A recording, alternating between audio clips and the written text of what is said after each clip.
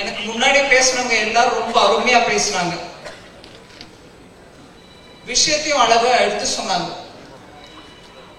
ஆனா இந்த ஜிஎஸ்டி 2, அதாவது நியூ நெக்ஸ்ட் ஜெனரேஷன் ஜிஎஸ்டி, இந்த விழாவில் அதை பத்தி பேசி அதற்கு பாராட்டு உரை நிகழ்த்திய அனைவருக்கும் நன்றி சொல்கிறேன். இந்த பாராட்டு விழா பாரத பிரதமருக்கு உரியது. நீங்க பாத்தீங்கன்னா கோவிட் டைம்ல கூட ஒரு வரி அதிகரிப்பு செய்ய விடலைங்க. அதே மாதிரி வரி குறைப்புக்கு என்னென்ன பண்ண முடியும்ன்றதை யோசிங்க, சிம்பிளிஃபை பண்ணுங்க. வியாபாரத்துல இருக்கிறவங்க சின்ன மக்கள் யாரோட ஆதரவும் இல்லாம அவங்க தொழில பண்ணிட்டு இருக்காங்க, அவங்களுக்கு கஷ்டம் கொடுக்கக்கூடாது. அவங்க இல்லைன்னா கிராமப்புறத்துல போய் ஒரு பொருள் சேராது அப்படின்னு எப்பொழுதும் வியாபாரிகளை பத்தி நல்ல ஒரு நோக்கத்துடன் அவங்களுக்கு அவங்க குடும்ப உறுப்பினர் போல பேசக்கூடியவர் பாரத பிரதமர். இந்த ஒரு வருஷத்தை கணக்குல எடுத்துக்கிட்டீங்கன்னா இன்கம் டாக்ஸ்ல 12 லட்சம் வரைக்கும் உங்களோட சம்பளம் வந்துச்சுன்னா வரி கட்ட தேவையில்லை அப்படிங்கறத கிளியரா பண்ணி விட்ட சொன்னார். நடுவுல சில அதிகாரிகள் சொன்னாங்க, இல்ல ஒரே அடியா வருமானம் குறைஞ்சிருமோ என்னவோ, அதனால வானாங்க. இப்ப 7.5 லட்சம் 7.25 வரைக்கும் கிட்டத்தட்ட கொடுத்துட்டோம். 7.76 lakhs வரைக்கும் வரி இல்லாம பண்ணிட்டோம். நீங்க அத சரி 8 லட்சம் பண்ணுங்க. சில பேர் சொன்னாங்க, இல்லைங்க போனா போறது 9 பண்ணிடுங்க. சில பேர் எதிர்கட்சியில இருந்து ஸ்பெகுலேட் பண்ணாங்க, அதாவது இவ்வளவுதான் இருக்குங்க, இதுக்கு மேல பண்ண மாட்டாங்க அப்படின்ட்டு 10 லட்சம் வரைக்கும் கொடுப்பாங்க.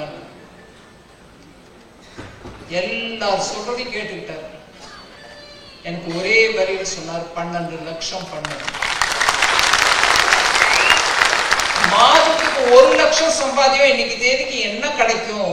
பிள்ளைங்களை வளர்ப்பாங்களா, பெரியவர்களை பார்த்துப்பாங்களா, இல்ல அவங்களுக்கு அவங்களோட துணிமணிகளை வாங்குறதுக்கு போதுமா, வாடகை கொடுக்கறதுக்கு போதுமா? அவர் ஒரு கிரகஸ்தர் மாதிரி, கிரகஸ்தர்னா குடும்பத்தை நடத்தக்கூடிய ஒரு மாதிரி ஒண்ணு எடுத்து சொன்னார்.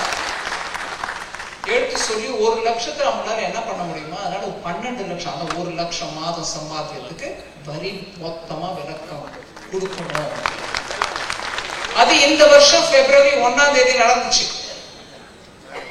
அதோடு இல்லாம ஜூலை பட்ஜெட், அதுக்கு முன்னாடி 2024 எலெக்ஷன் ஜெயிச்சுட்டு வந்து பாருங்க, ஜூலைல முழு பட்ஜெட் கொடுத்த போதே புதுசா இன்கம் டாக்ஸ் ஆக்ட் எடுத்துட்டு வரோம். அதன் மூலமா உங்களுக்கு இன்கம் டாக்ஸ் ஃபைல் பண்ணணும்னா எவ்வளவு சுலுவா பண்ண முடியுமோ பண்ண வைக்கிறோம். 1961ல இருந்து 61வது வருஷத்துல இருந்து இருக்கக்கூடிய இன்கம் டாக்ஸ் எப்பவும் மாறவே இல்லை.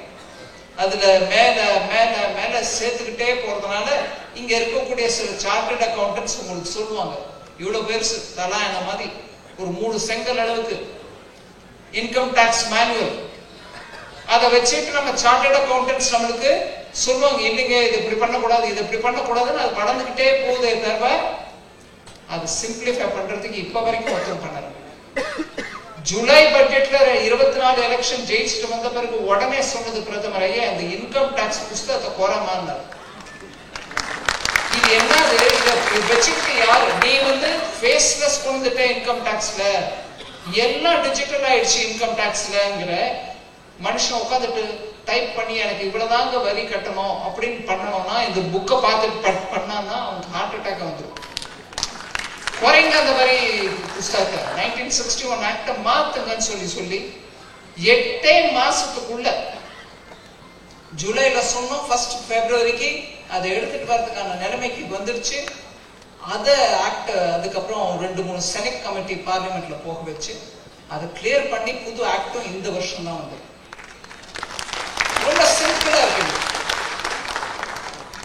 அதுக்கப்புறம் ஜிஎஸ்டி அது நடந்துட்டே இருக்கும்போது, இன்கம் டாக்ஸ் விவகாரம் நடந்துட்டு இருக்கும்போது, இந்த இன்கம் டாக்ஸ் ஆக்ட மாத்துறதுக்கு முயற்சி எடுக்கும் போது ஒரு முறை என்ன பட்ஜெட்டுக்கு முன்னாடியே கூப்பிட்டு சொன்னார், ஜிஎஸ்டி மேல ஏதாவது பண்ணிட்டு இருக்கியா இல்லையான்னு கேட்டார். பண்ணிட்டு இருக்கேங்க, அதான் 1.5 வருஷமா நடந்துட்டு இருக்கேன், என்ன பண்ணிட்டு இருக்கேன்னு கேட்டேன். அதுக்கப்புறம் உட்காந்து ஒவ்வொன்றும் பார்த்து எடுத்து ஏதோ இங்க ஒரு ரிப்பேர், அங்க ஒரு குறைப்பு, அங்க ஒரு கூடுதல்னு பண்ணாம மொத்தமா பார்த்துட்டு அவர்கிட்ட மே மாசமோ என்னோ எடுத்துட்டு போய் காமிச்சோம். இது பாருங்க, இந்த அளவுக்கு ஜிஎஸ்டி ரிஃபார்ம் பண்றதுக்கு என்னால எடுத்து கொஞ்சம் சிஸ்டமை மாத்திட்டு எடுத்துட்டு வந்திருக்கேன். வரியை குறைக்கிறதும் இருக்கு, ரேட்டை குறைக்கிறதும் இருக்கு. அதை தவிர சிஸ்டமை சிம்பிளிஃபை பண்றதுக்கும் இருக்கு. இப்போ பேசும்போது சொன்னாங்க, ஒரு ஐட்டம் அது உப்பு போட்டிருந்தா ஒரு ரேட்டு, வெல்லம் போட்டிருந்தா இன்னொரு ரேட்டுன்ன போதுதான் நிறைய விதமான கன்ஃபியூஷன்ஸ் வந்துச்சு. அது கிளாசிபிகேஷன். அந்த கிளாசிபிகேஷனையும் சிம்பிளிஃபை பண்றதுக்கான முயற்சி எடுத்து